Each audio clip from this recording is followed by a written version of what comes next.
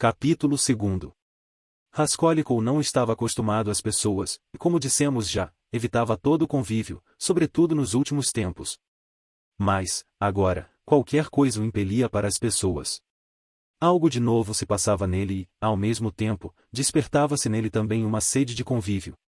Estava cansado de todo aquele mês de tristeza solitária e de sombria expectativa, e por isso ansiava por respirar outro ambiente, ainda que só por um momento, fosse qual fosse, e, apesar de toda a sujidade daquele lugar, continuava muito satisfeito na taberna. O dono do estabelecimento estava em outra dependência, mas aparecia a todo instante na sala principal. Para alcançá-la descia uns degraus, o que lhe dava ensejo de mostrar as botas elegantes, muito bem escovadas, debruadas a vermelho. Trazia uma jaqueta, com um colete terrivelmente encebado, de pano preto, sem gravata, e toda a sua cara parecia besuntada de azeite, tal como um ferrolho. Atrás do balcão encontravam-se um rapaz, de uns 14 anos, e outro rapazinho que servia o que pediam os fregueses. Havia pepinos, biscoitos já enegrecidos e filés de peixe, tudo isso cheirava muito mal.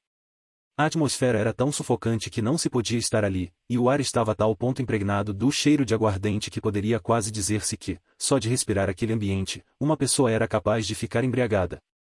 Às vezes dão-se encontros, até com pessoas totalmente desconhecidas, que despertam o nosso interesse logo ao primeiro olhar, assim, de repente, de improviso, antes de se ter trocado uma só palavra. Foi essa impressão que provocou em Raskolnikov aquele cliente que estava sentado à parte e que tinha o aspecto de um funcionário aposentado. O rapaz havia de recordar isso depois, algumas vezes, e atribuir-lhe até um pressentimento. Observava de alto a baixo o presumível funcionário, que, por seu lado, também não tirava os olhos dele, e percebia-se claramente que desejava entabular conversa. O funcionário olhava para os outros indivíduos que havia na taberna, sem excluir o dono, com o ar de estar já habituado a eles e cheio de tédio, e, ao mesmo tempo, com sua ponta de indolência, como a pessoas de posição e cultura inferiores, com as quais não tinha nada que falar. Era um homem dos seus 50 anos, troncudo e de meia estatura, com alguns cabelos no crânio liso, uma cara com pintas amarelas e até esverdeadas, devido à bebida, as maçãs do rosto salientes, acima das quais brilhavam os olhinhos estreitos como frestas, avermelhados, e que lançavam olhares cheios de vivacidade. Mas havia nele qualquer coisa de estranho, e no seu olhar brilhava também uma espécie de solenidade. De fato, não lhe faltavam ideias nem espírito, e, no entanto, ao mesmo tempo deixava adivinhar algo de loucura. Trazia um velho fraque preto, completamente esfarrapado, com um só botão, que ele metia na casa com o desejo visível de conservar o decoro. Por debaixo do colete de nanquim avultava um peitilho cheio de salpicos e de manchas. Trazia a cara rapada, como os funcionários, mas havia muito que não se barbeava, de maneira que começavam a nascer-lhe nas faces tufos de pelos rebeldes. Os seus gestos demonstravam também, de fato, uma certa gravidade democrática. Mas neste momento o nosso homem mostrava-se desassossegado, arrepelava os cabelos, e segurava às vezes com tristeza a cabeça entre as mãos, fincando os cotovelos esfarrapados sobre a mesa manchada e gordurenta. Finalmente, olhou para a cara de Raskolnikov e disse com voz firme e rouca: "Poderia dar-me licença, cavalheiro, de me dirigir ao senhor, fazendo-lhe uma pergunta correta? Porque, embora o seu aspecto não seja fino, a minha experiência me diz que o senhor é um homem de boa educação e não está habituado a beber. Eu sempre respeitei a educação, quando se reúne a sentimentos generosos, e, além disso, sou conselheiro titular 5. O meu apelido é Marmelada ou e conselheiro titular. Dá-me licença que lhe pergunte se também é funcionário?" "Não, sou estudante", respondeu o rapaz, um pouco admirado, tanto por aquele tom oratório como pelo fato de se ver interpelado assim, tão abruptamente. Não obstante a ânsia que, havia pouco, sentirá de falar com alguém, fosse com quem fosse, assim que lhe dirigiram a primeira palavra, tornou a experimentar de súbito seu habitual sentimento hostil e irritado perante toda a comunicação com gente estranha que tocasse ou mostrasse o desejo de tocar-lhe na personalidade.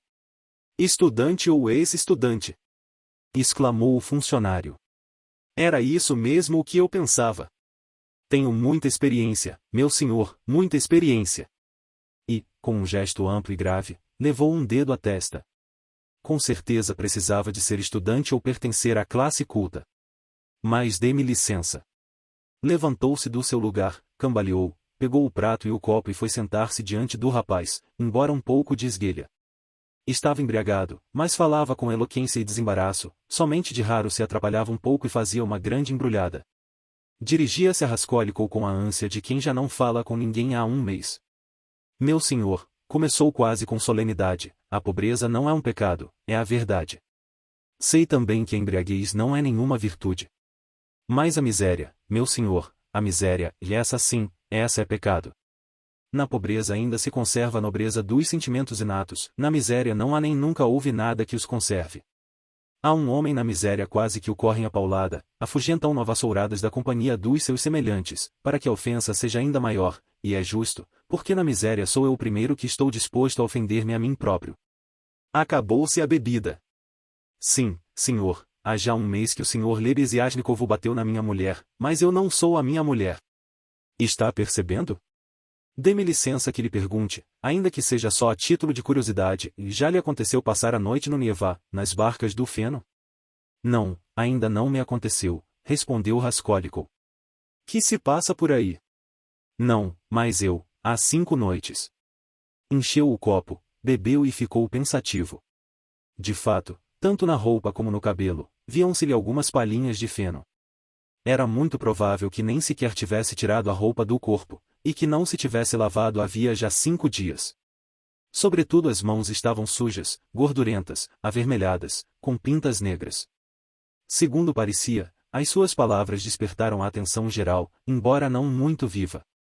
Os rapazes, atrás do balcão, puseram-se a rir. Parecia também que o dono descera do quarto de cima só com a ideia de escutar o engraçado, e, sentado a alguma distância, escutava com indolência, mas gravemente. Marmelada ou Sete era conhecido ali havia já muito tempo. E a sua inclinação para os discursos oratórios devia ter surgido em consequência daquele hábito de entabular conversas frequentes, na taberna, com os desconhecidos. Para alguns bebedores, esse hábito chega a tornar-se uma necessidade, principalmente para aqueles que são maltratados e corridos da própria casa. Por isso, quando estão em companhia de outros bebedores, esforçam-se por justificar-se, se for possível, por alcançar também alguma consideração. Que espirituoso! Exclamou em voz alta o taberneiro. Mas por que não vais trabalhar, uma vez que és empregado? Por que não trabalho? Repetiu Marmeladov, dirigindo-se exclusivamente a Raskolnikov, como se fosse ele quem o tivesse interpelado. Por que não trabalho? Mas não me dói a alma ver a abjeção em que me arrasto? Quando, há 1 mês, o senhor Lebeziatnikov bateu na minha mulher com as suas próprias mãos, e eu estava deitado por causa da bebedeira, não sofri talvez. Dê-me licença, rapaz, já lhe aconteceu alguma vez, e Vamos, pedir dinheiro sem esperança? Já me aconteceu, sim, mas como é isso de pedir sem esperança? Ora, é pedir sabendo de antemão que não lhe o darão. Vejamos, o senhor, por exemplo, sabe de antemão e com toda a segurança que um certo homem, um cidadão bondosíssimo e prestável, por nada deste mundo lhe dará dinheiro, pois, por que motivo, pergunto eu, havia de lhe dar? Suponhamos também que ele sabe que eu não lhe o devolvo. Por compaixão. Mas o senhor Lebeziatnikov, que está a par das novas ideias, explicou-me, não há muito tempo, que a compaixão, nos nossos tempos, é proibida pela ciência, e que é assim que se procede na Inglaterra, onde existe a economia política. Por que, pergunto eu, havia de dar dinheiro? Mas acontece que, sabendo previamente que não o dá, apesar disso se põe a caminho e mais porque vai lá. Acrescentou Raskolnikov. Mas se uma pessoa não o vai procurar, a quem é que há de acudir? É forçoso que todos os homens vão aonde podem ir. Porque estamos numa época em que é preciso ir a alguma parte. Quando a minha única filha foi matricular-se na polícia pela primeira vez, fui eu que a acompanhei, acrescentou, entre parênteses, olhando com certa inquietação para o rapaz. Não, senhor, não. Apressou-se a acrescentar tranquilamente, sem reparar que os rapazes do balcão mal podiam conter o riso, e que o próprio taberneiro sorria também. Não. A mim, abanadelas de cabeça deixam-me na mesma, porque já toda a gente o sabe, e tudo quanto é mistério fica às claras, e é com serenidade e não com desprezo que o confesso. Seja. Et honro. Dê-me licença, o senhor poderia. Mas não, devo exprimir-me de maneira mais categórica e terminante, o senhor não poderia, sim, o senhor não seria capaz, olhando-me bem de frente, de dizer-me que eu não sou um porcalhão? O rapaz não respondeu nada. Bem, prosseguiu o orador com aprumo e até com grande dignidade, esperando outra vez que se extinguissem as risadas. Bem, admitamos que eu seja um porco e ela uma senhora. Eu tenho figura de animal, ao passo que Ekaterina Ivanovna, a minha mulher é uma pessoa bem educada, filha de um oficial superior. Admitamos que eu sou um velhaco e ela uma mulher de grande coração e cheia de sentimentos generosos. Mas, no entanto, Ló, se ao menos tivesse pena de mim. Meu senhor, todas as pessoas precisam de ter ao menos um lugar onde sintam pena dela. Mas Ekaterina Ivanovna, apesar de ser uma senhora generosa, não é justa. E, embora eu compreenda que, quando ela se excede comigo, o faz por compaixão, porque, repito, e não me envergonho, ela se excede comigo, rapaz, reafirmou, com dignidade dobrada, quando acabaram as risadas, mas, por amor de Deus. Se ela ao menos uma vez. Mas não. Não. Tudo isso são pormenores de que não é preciso falar. Pois já, e não somente uma vez, se cumpriu esse meu desejo, não foi uma vez apenas, que tiveram pena de mim, mas, e esse é um aspecto do meu caráter. Eu, por mim, sou uma besta. O quê? Observou o taberneiro bocejando. Marmelada descarregou um soco pesado sobre a mesa. É o que eu sou. O senhor sabe que até as meias dela eu bebi? Não foram os sapatos, o que sempre seria mais lógico, mas as meias. Bebi as suas meias. Também bebi a sua gola de pelo de cabra, apesar de ser propriedade dela, pois já tinha antes de casada, e moramos num buraco gelado, e ela, este inverno, apanhou uma bronquite e começou a tossir e a cuspir sangue. Temos 3 filhos pequenos, e Ekaterina Ivanovna trabalha desde manhã até a noite, lava, esfrega e trata das crianças, pois foi acostumada à limpeza desde pequena, simplesmente está doente do peito e tem propensão para a tísica, sei-o muito bem. Mas então eu não tenho sentimentos. E quanto mais bebo mais sinto as coisas. É por isso que bebo, porque na bebida encontro o sofrimento. Bebo porque quero sofrer em dobro. E inclinou a cabeça para a mesa, em um gesto de desespero. Rapaz, continuou, tornando a erguer-se, leio uma certa tristeza na sua cara.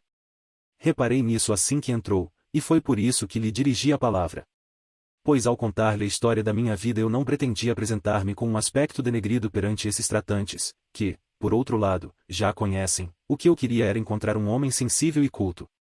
Fique o senhor sabendo que a minha mulher foi educada num instituto de nobres de um distrito importante, e, quando saiu do pensionato, dançou envolta num chale, na presença do governador e das outras personalidades da localidade, e por isso concederam-lhe uma medalha de ouro e um diploma de louvor. A medalha, a medalha vendemo-la já há tempos. O diploma laudatório ela ainda o guarda na arca e não há muito tempo que o mostrou à dona da casa. E, embora ande sempre às turras com a tal dona da casa, agrada-lhe no entanto pavonear-se perante os outros, falando dos dias felizes do passado. Coisa que eu não lhe censuro, não, senhor, não lhe censuro, porque esses últimos dias felizes ficaram-lhe gravados na memória e tudo mais se evaporou. Sim, é uma mulher voluntariosa, orgulhosa e destemida. É ela mesma quem esfrega os soalhos e come pão negro, mas não consente que lhe faltem ao respeito. Por isso não quis suportar as grosserias do senhor Lebesiatnico, e quando ele lhe bateu, por causa disso, teve de meter-se na cama, não tanto pelas pancadas, como pela ofensa. Já era viúva quando me casei com ela, e tinha 3 filhos pequeninos. Casou-se com o primeiro marido, um oficial de infantaria, por amor, e fugiu da casa dos pais. O marido gostava muito dela, mas acabou por endoidecer por causa do jogo de cartas, teve de comparecer perante um conselho de guerra, e morreu por causa disso. Por último também tinha dado em bater-lhe, ela não o tolerava, conforme pude comprovar depois por referências e por documentos, mas ainda hoje o recorda com lágrimas nos olhos, e recrimina-me a mim, comparando-me com ele, e eu fico satisfeito, alegre, porque com essas censuras, de certo modo, ela considera-se feliz. Bem, pois quando ele morreu, a pobrezinha ficou com 3 criancinhas num distrito afastado e selvagem, onde eu também morava, por esse tempo, e estava numa miséria tão desesperada, que eu, que tenho visto tanta coisa, nem me sinto com forças para descrevê-la. Todos os parentes a tinham desprezado. E no entanto era orgulhosa.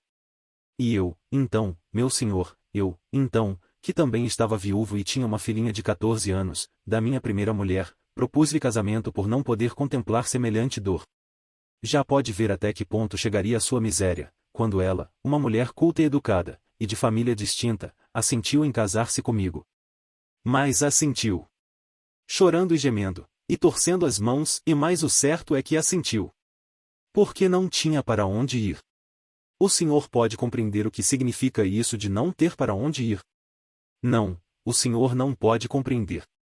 Durante um ano inteiro eu cumpri as minhas obrigações, nobre e honradamente, e não toquei nisto, e bateu com o dedo na garrafa, porque sou um homem de sentimentos. Mas nem assim pude satisfazê-la, fui demitido, não por causa da aguardente, mas por mudança de pessoal, e foi então que me entreguei à bebida. Há já um ano que viemos parar, finalmente, depois de muitos cansaços e de muitas aflições, a esta magnífica capital, ornamentada com tantos monumentos. E aqui encontrei um emprego. Encontrei-o para o tornar a perder. Compreende? Desta vez perdi-o por minha culpa, porque o demônio me tentou. Vivemos agora num canto, em companhia da dona da nossa casa, Amália Fiodorovna Lipevechechel, e como é que nós vivemos e pagamos, não o sei ao certo. Além de nós moram ali também muitas outras pessoas. Aquilo é uma Sodoma caótica. Sim. Entretanto a minha filha foi crescendo, aquela que tive do primeiro casamento, e tudo que a minha filhinha teve de suportar da madrasta, durante todo esse tempo, é coisa em que não quero tocar. Pois, ainda que Ekaterina Ivanovna seja uma mulher de sentimentos generosos, é pessoa orgulhosa e irritável, e que perde a paciência com facilidade. Lá isso é. Bem, mas não falemos nisso. Educação, já o senhor pode imaginar que não recebeu nenhuma.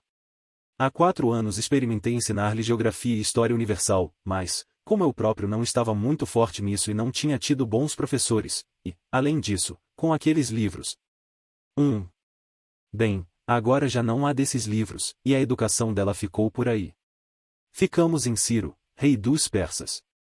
Depois, quando era já uma mulherzinha, leu alguns livros de índole romanesca, e há pouco, por intermédio do Sr. Lebesiatnico, leu com muito interesse um livro de fisiologia, de Lewis, conhece-o? E até nos leu passos dele em voz alta, foi essa toda a sua instrução. Agora, meu senhor, vou fazer-lhe uma pergunta de caráter particular. Acha que uma moça pobre, mas honesta, pode ganhar a vida trabalhando? Se for honesta e não possuir aptidões especiais, nem 15 copeques por dia chegará a ganhar, e isso trabalhando sem parar. Mas o conselheiro de Estado Klopstock, Ivan Ivanovich, o senhor está a ouvir-me, até hoje ainda não lhe pagou pela confecção de meia dúzia de camisas de Holanda, e ainda por cima a expulsão de sua casa a pontapés, insultando-a de uma maneira vergonhosa, com o pretexto de que o colarinho de uma das camisas não estava na medida e de que a tinha talhado o viés. E, entretanto, as crianças passando fome. E Ekaterina Ivanovna torcia as mãos e dava voltas pela casa, e trazia já umas rosetas encarnadas nas faces, e isso é próprio da doença e acontece-lhe constantemente. Estás lendo? Apre, que comes e bebes conosco, parasita, e não fazes nada. Mas que podia ela comer e beber, quando havia 3 dias que as crianças não viam uma côdea de pão? Eu, nessa ocasião, estava deitado, bem, queria lá saber.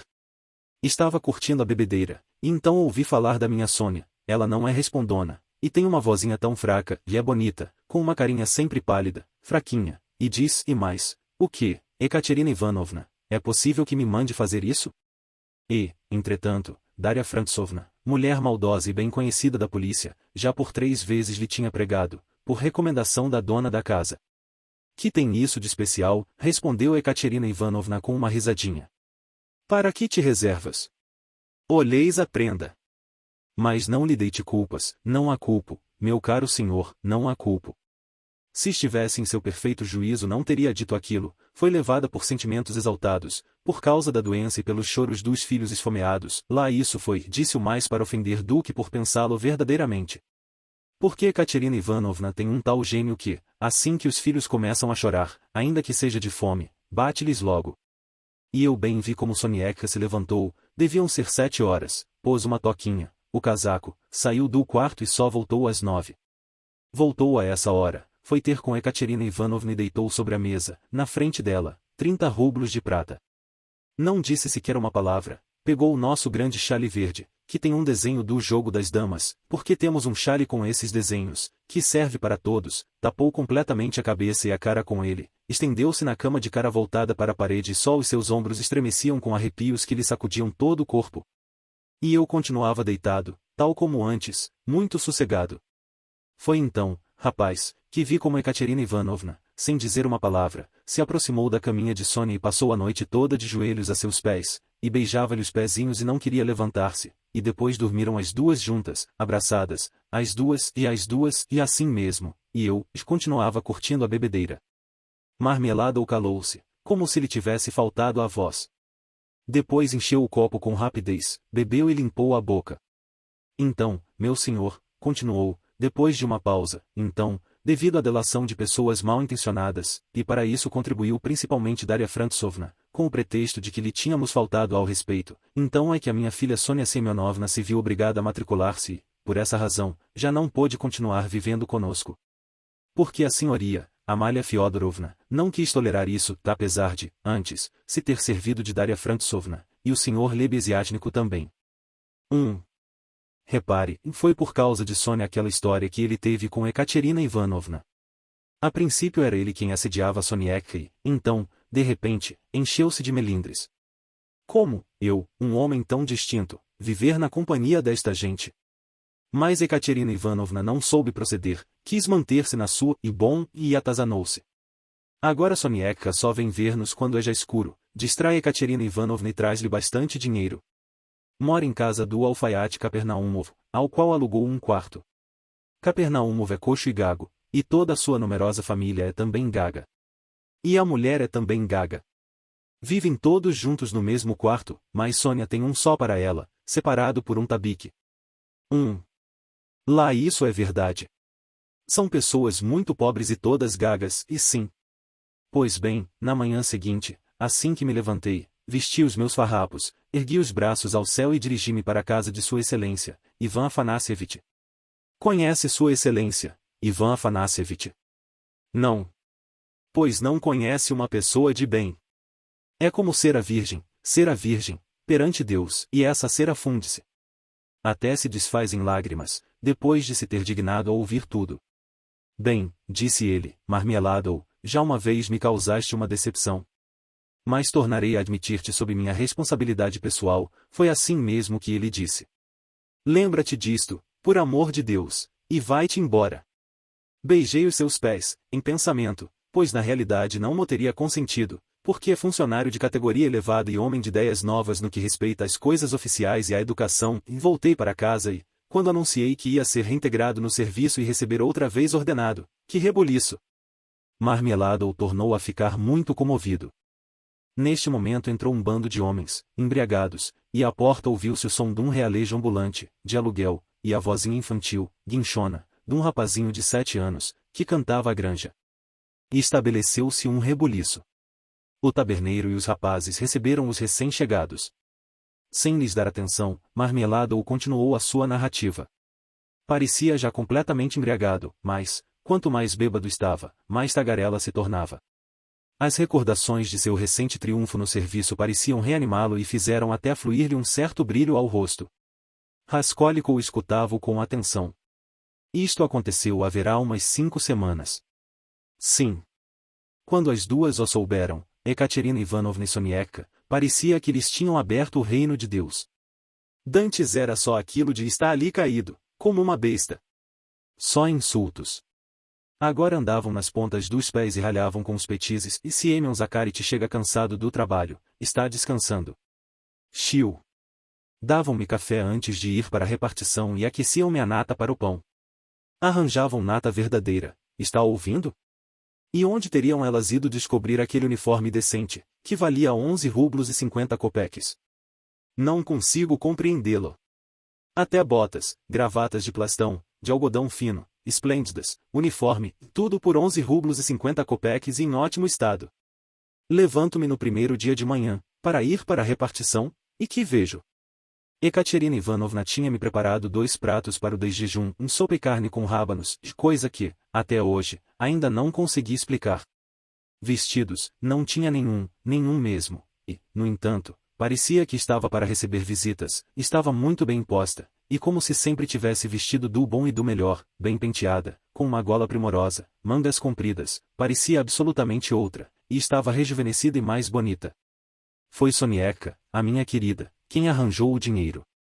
E ela própria me disse, é melhor eu não vir vê-lo de dia, é preferível vir depois, quando já for escuro, para que ninguém me veja. Está ouvindo? Eu, depois do almoço, fui dormir, coisa que, em outras circunstâncias, Ekaterina Ivanovna não consentiria, como deve calcular.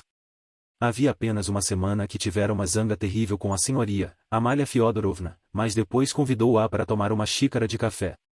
Estiveram 2 horas juntas conversando em voz baixa, sabe?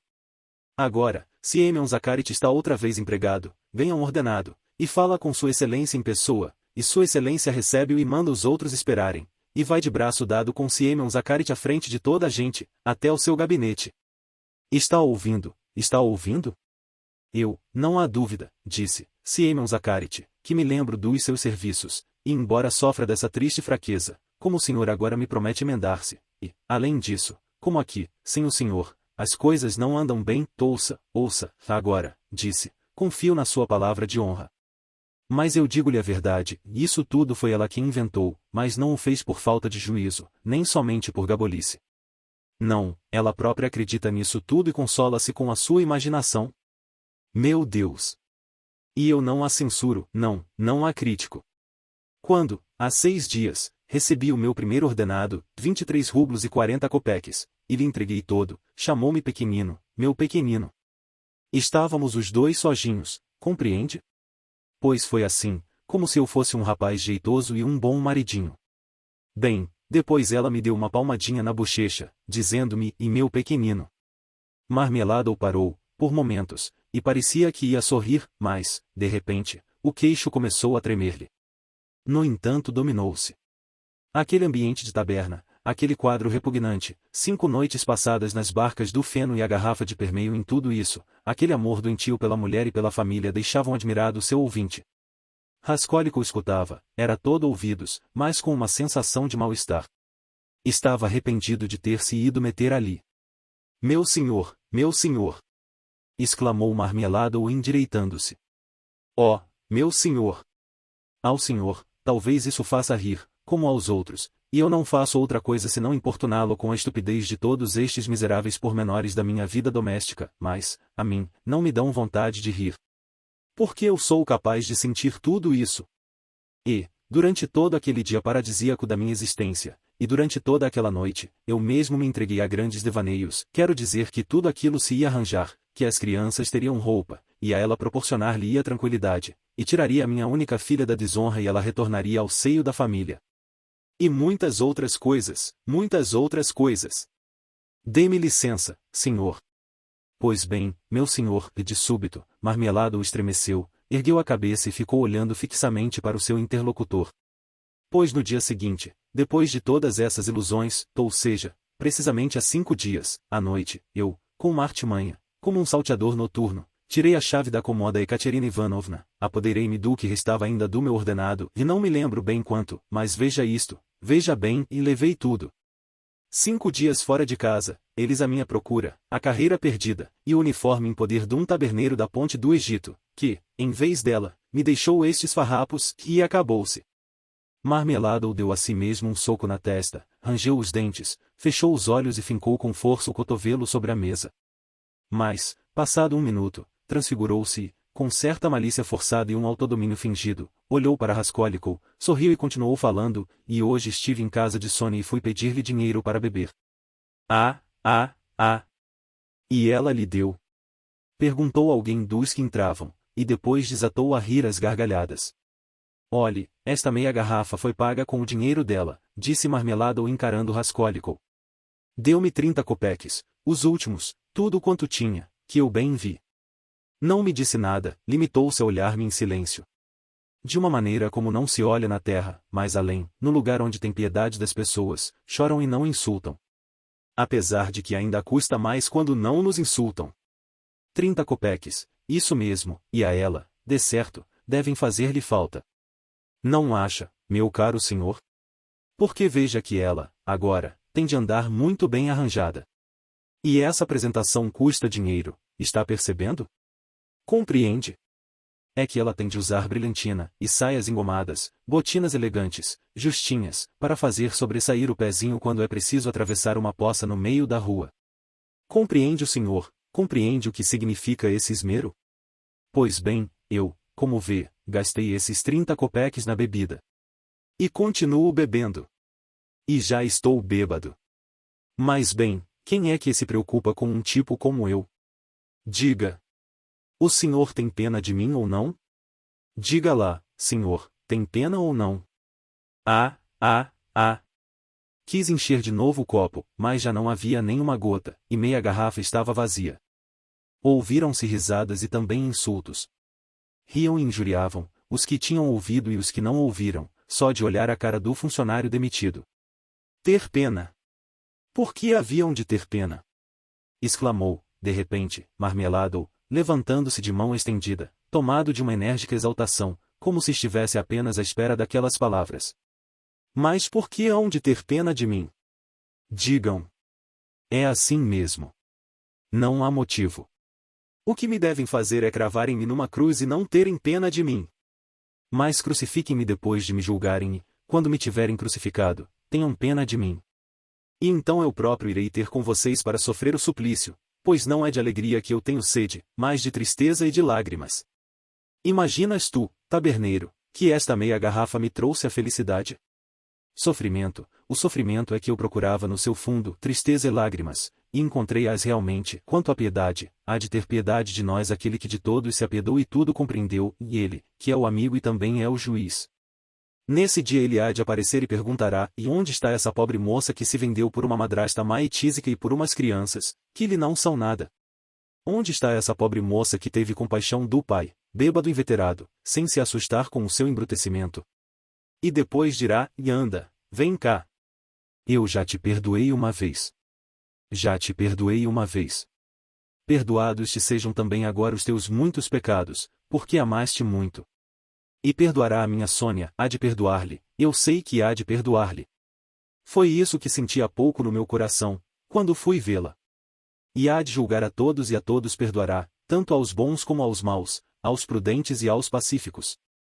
E, depois de julgar todos, inclinar-se-á também para nós: vinde cá, dirá, vós outros, também, vós, os bêbados, vinde cá, impudicos, vinde cá, porcalhões.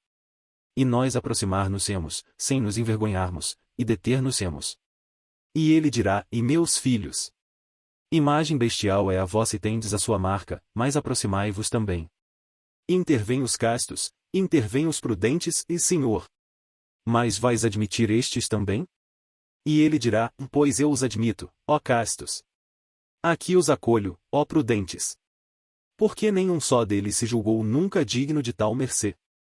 E estender-nos-á as suas mãos, e nós outros entregar-nos-emos nelas e romperemos em pranto e compreenderemos tudo.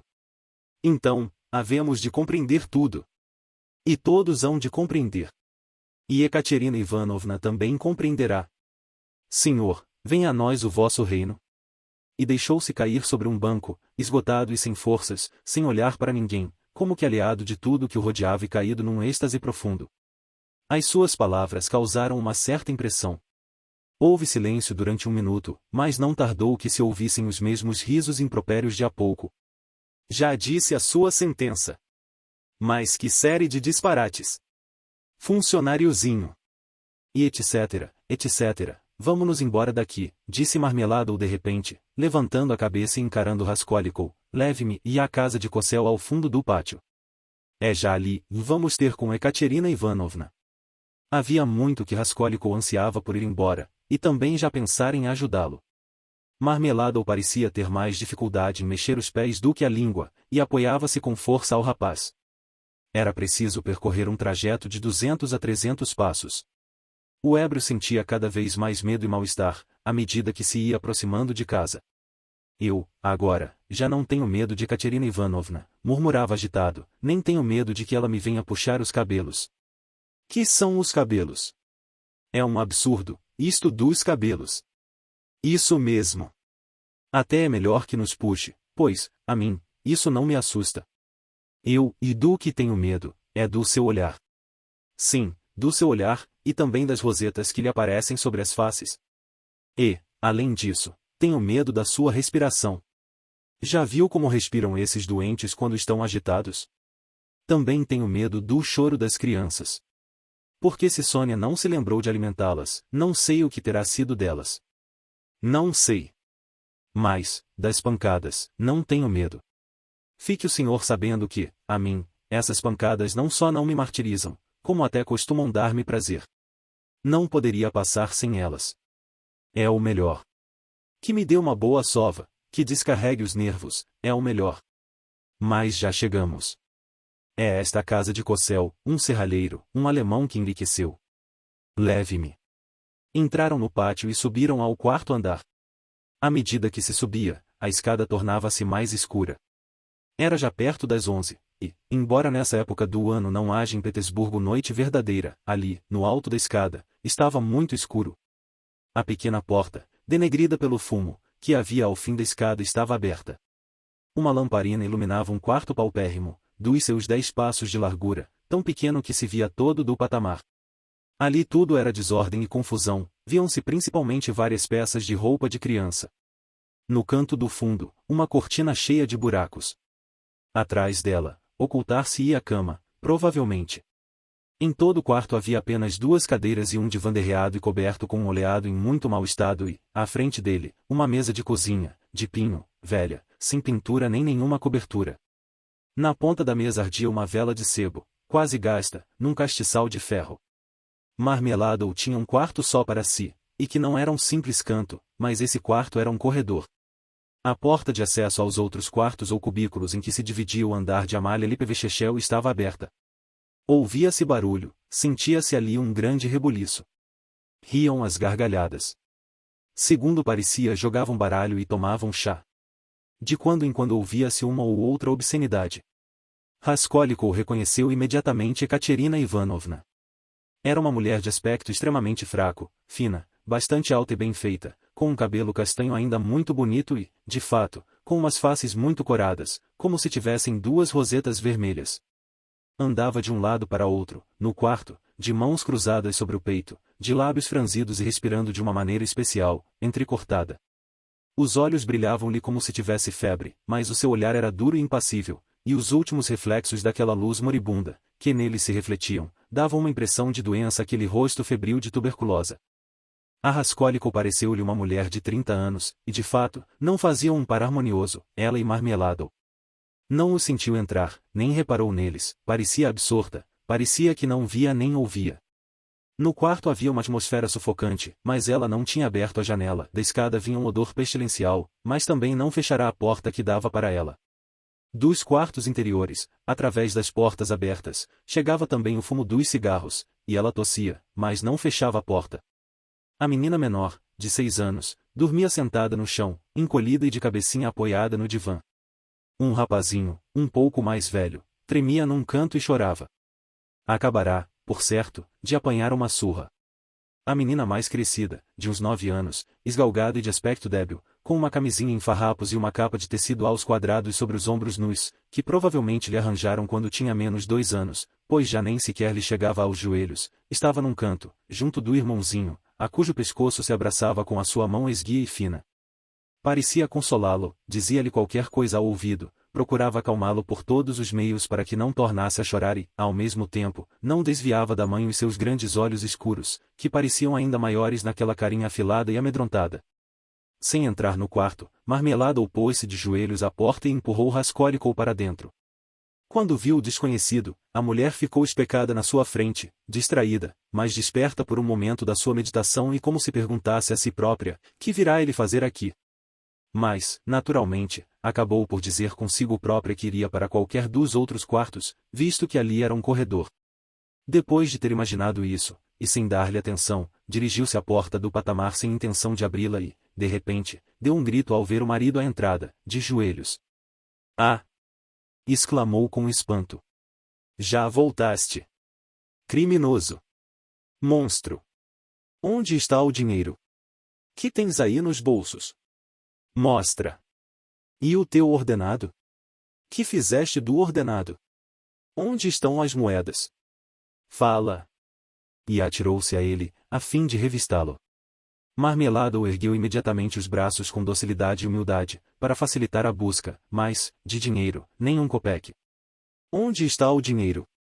Gritava ela, oh, meu Deus, gastou tudo na bebida. 12 rublos de prata que eu tinha no baú. E, de repente, furiosa, agarrou-o pelos cabelos e arrastou-o para dentro. O próprio Marmeladov facilitava o seu esforço, deixando-se levar mansamente, de joelhos. Mas, se isto, para mim, é um prazer. Não me magoa, mas é um prazer, meu senhor. Exclamava, enquanto o arrastavam pelos cabelos e até o faziam dar uma cabeçada contra o chão. A garota que dormia acordou e começou a chorar. O rapazinho que estava no canto não pôde conter-se e começou a tremer e a gritar, e cingiu-se contra a irmã, apavorado, como se estivesse quase para sofrer um ataque. A irmãzinha mais velha tremia, colada à parede, como a folha de uma árvore. Foi na bebida. Tudo gasto na bebida. Gritava a pobre mulher, desolada. E essa roupa também não é a dele. Vão morrer de fome, de fome. E, torcendo as mãos, apontava para as crianças. Oh, vida malvada! E o senhor não tem vergonha? Disse, de repente, encarando Raskolnikov. Na taberna. Ajudava-o a gastar o dinheiro na taberna. Bebeste-o tu também. Fora daqui. O rapaz apressou-se a desaparecer, sem dizer uma palavra. Entretanto, a porta do fundo tinha-se aberto de par em par e por ela espreitavam alguns curiosos. Assomavam caras cínicas e trocistas, de cigarro ou de cachimbo na boca. Entreviam-se mulheres com roupões desabotoados, com vestidos de verão indecentes, de tão leves, e algumas com cartas na mão. Riram-se com grandes gritos, no momento em que Marmeladov, arrastado pelos cabelos, gritou que aquilo, para ele, era um prazer. Começaram a meter-se no quarto, até o instante em que se ouviu finalmente um grito de indignação, lançado pela própria Amália Lippevechechel, que queria restabelecer a ordem em sua casa e, pela 100ª vez, meter medo à pobre mulher com a ameaça terrível de que teria de abandonar o quarto no dia seguinte. Quando ia saindo, Raskolnikov apressou-se a rebuscar nos bolsos e encontrou qualquer coisa e umas moedinhas de cobre que lhe restavam do troco de um rublo que dera para pagar na taberna, e deixou-as na janela, sem que dessem por isso. Depois, já na escada, pensou melhor e sentiu o desejo de voltar atrás. Mas que tolice eu fiz, pensou. Eles têm Sônia e, a mim, esse dinheiro faz-me falta. Mas, depois de considerar que não era possível recuar, além de que, em última análise, não ia retomar aquele dinheiro, deu um soco no vácuo e dirigiu-se para casa. A Sônia também lhe faz falta para as suas pinturas, continuou, atravessando a rua e sorrindo sarcasticamente. A apresentação custa dinheiro. E Sonieka, coitada, poderia muito bem apanhar hoje uma decepção, porque não deixa de ter também os seus riscos, e a conquista do velo de ouro, e não é nada fácil. Pode ser que todos eles se encontrem amanhã em dificuldades, a não ser que, devido a esse dinheirinho meu. Ah, Sônia! Em que ofício te meteram? Eles se aproveitam. E acabam por habituar-se. Choraram, mas acabarão por acostumar-se. Um patife acostumado a tudo. Ficou pensativo. Bem, e se eu tivesse dito uma tolice? Exclamou de repente, involuntariamente. Sim, de fato, se o homem não fosse um velhaco, todos em geral, isto é, toda a gente, isto é, tudo mais, eram apenas preconceitos, apenas espantalhos para meter medo, não havia limite nenhum e assim é que devia ser.